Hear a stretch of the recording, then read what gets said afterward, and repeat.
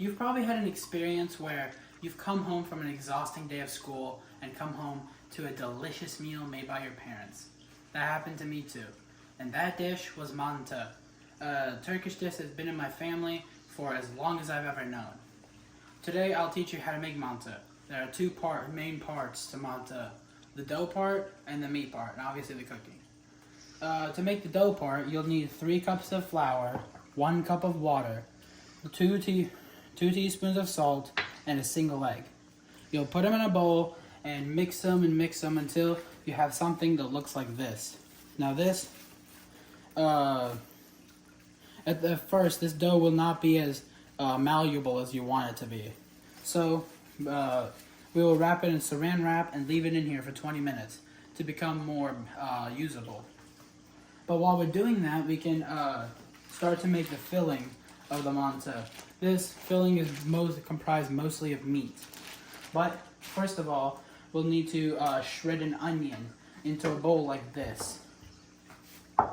After you've shredded your onion into the bowl, you'll add 200 grams of ground beef like this, and a bowl of parsley leaves, 1 teaspoon of black pepper, 1 teaspoon of salt, and the same amount for chili powder into the bowl and mix them just like you did the dough.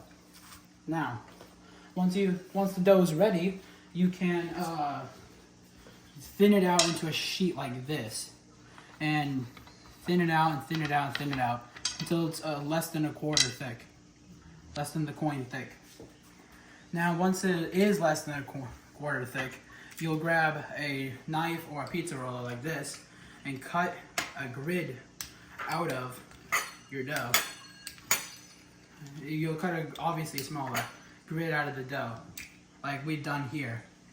In each of these grids, you'll place 1 dollop of the meat filling you've made earlier. Now, with this meat filling and the dough, you'll grab the 2 corners, and then grab the other corners until you made ball shaped like this. Squeeze the middle and plop it onto a plate. Now, we've already done a lot more. It should look like this. Even though this dish looks very tasty, it's not done yet. We still need to cook it after all. So now, in the cooking process, we come to here. You need a pot full of boiling water, and once it is boiling, you need to add 2 teaspoons of salt and stir it around a little bit. There we go. And once it is stirred, you'll need to carefully add your manta into your water. Obviously, I wasn't very careful there. And you'll leave that for 20 minutes. You break up the big chunks, obviously. You'll leave that in there for 20 minutes to cook. And after you've finished cooking it, you'll end up with something like this. But for the real Turkish experience, you'll need slightly more than that. Here we have a few sauces. This is made out of yogurt and a bit of garlic that we shredded up earlier.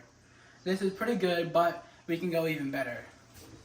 Here, I have a bit more of a specialty sauce. It's comprised mostly of tomato paste, basil, and olive oil. This really pulls out the flavors, the possible flavors out of the manta, and makes a dish worth all that time we wasted on making all that. And